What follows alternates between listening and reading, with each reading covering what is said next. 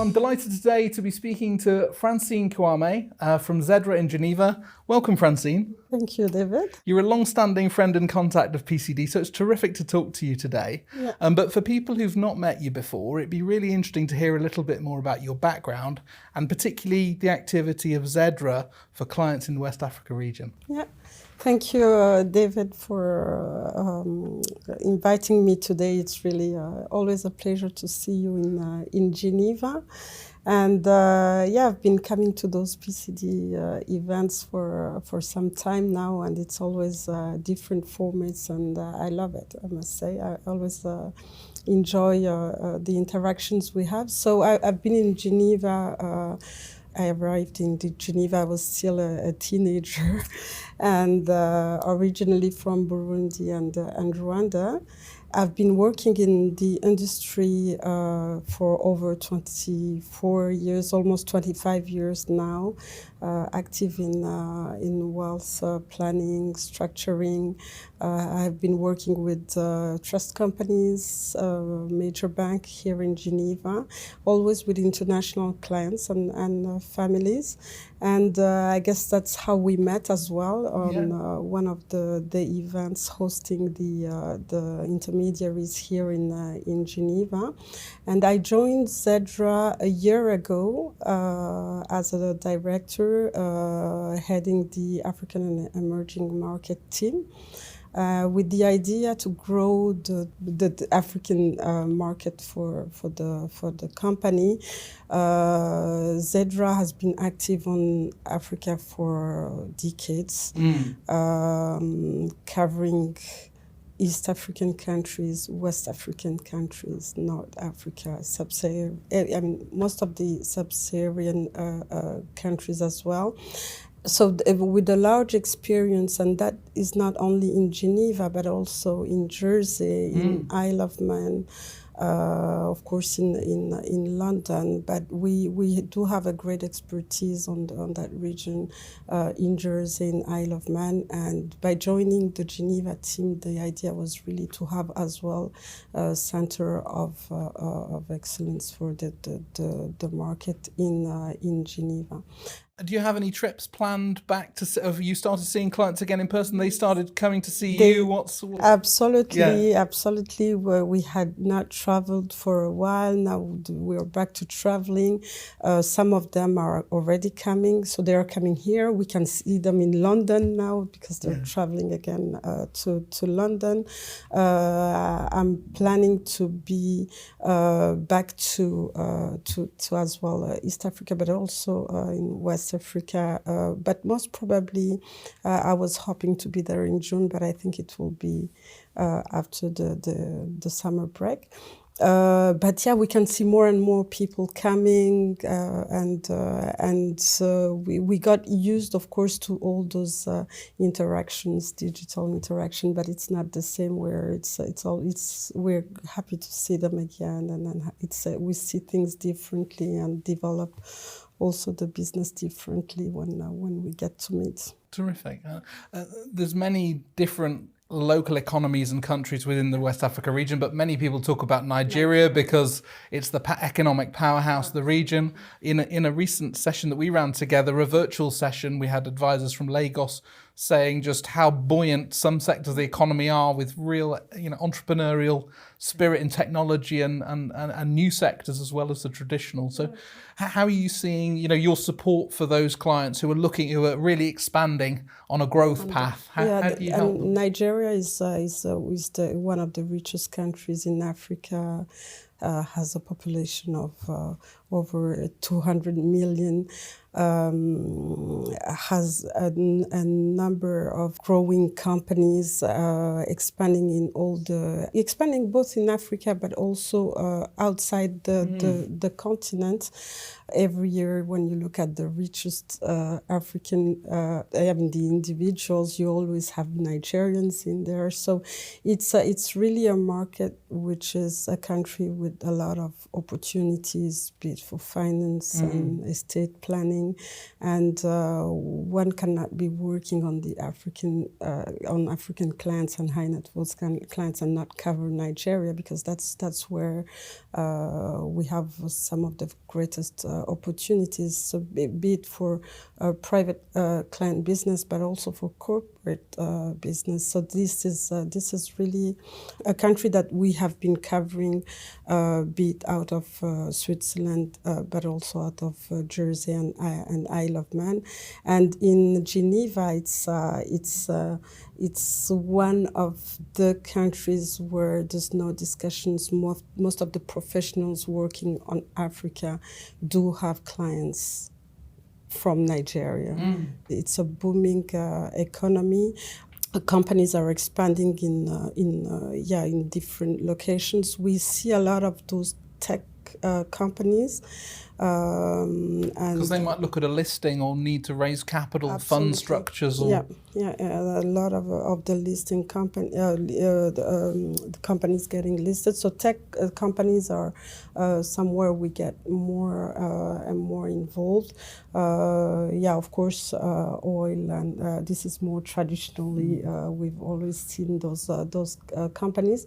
But where we are working exclusively, I would say, with entrepreneurs. So this is really we can really have a sense of the economy and how it's changing. Because as a group, you position yourself as working with active wealth, isn't it? Which is Absolutely. kind of differentiated, perhaps, from Yes. some of the fiduciary market, which is holding more passive assets, real estate portfolio. So I guess supporting entrepreneurs is integral to that message, isn't it? It is, and we really think that we can't really dissociate today the private wealth and the businesses. So of course we want to look after the private wealth, have discussions around estate planning, asset protections, succession, the next generation, charitable activities. But we also think that we have to be there to support those clients expanding in other jurisdictions,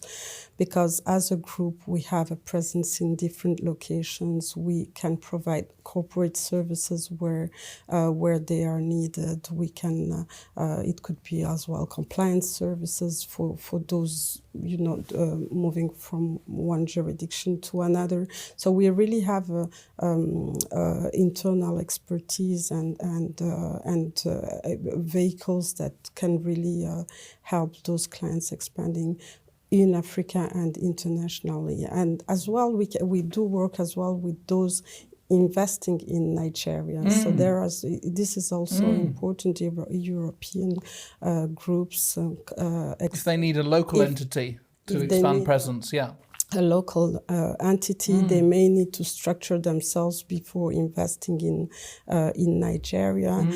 So they are together with some local advisors and or international advisors. We look at the best way to support their inbound investments. Actually, because do you see more venture capital money? I mean, with the opportunities that's in Nigeria and the general money in the system in private equity and venture capital looking for good returns.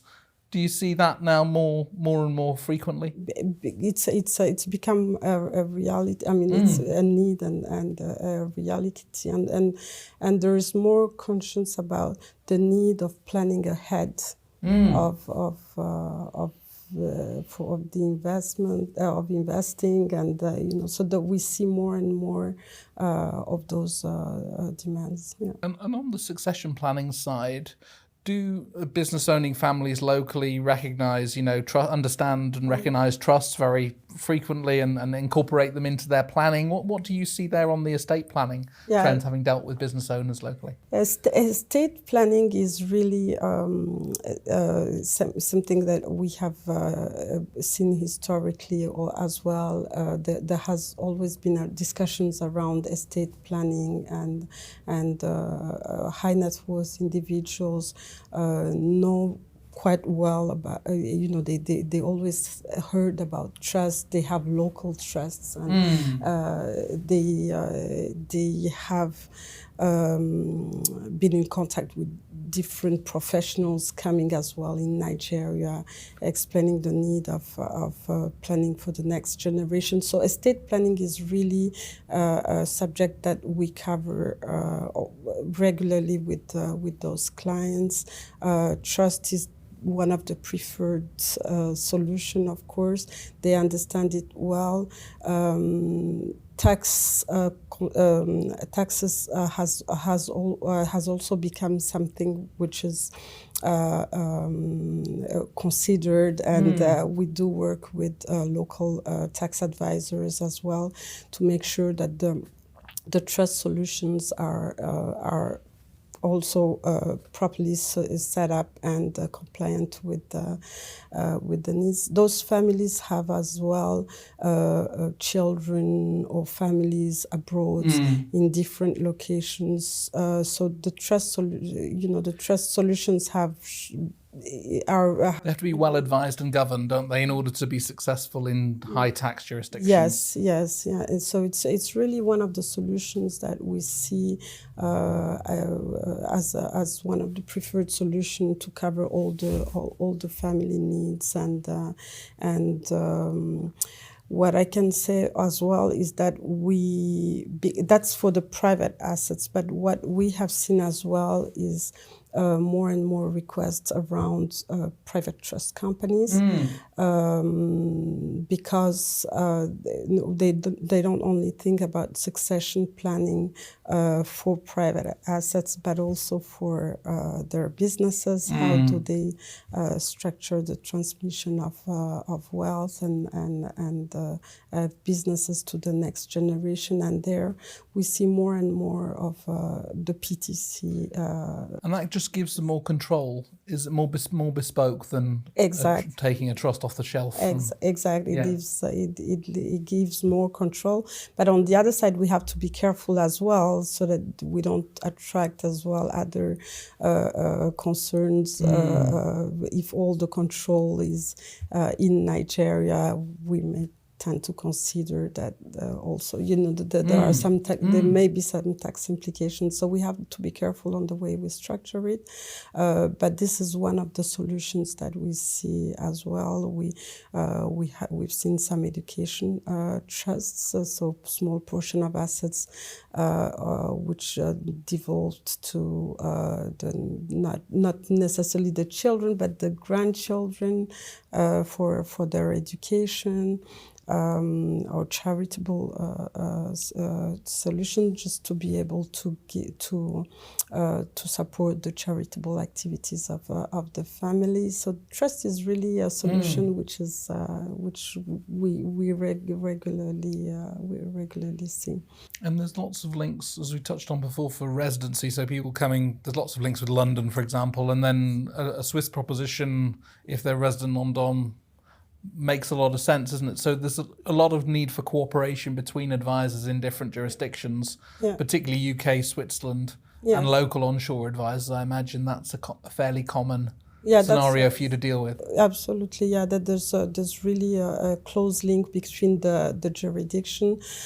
Switzerland is also a place where they bank, so they have the private bankers in Geneva. They have their asset managers. Some family offices working for Nigerians as well. So it's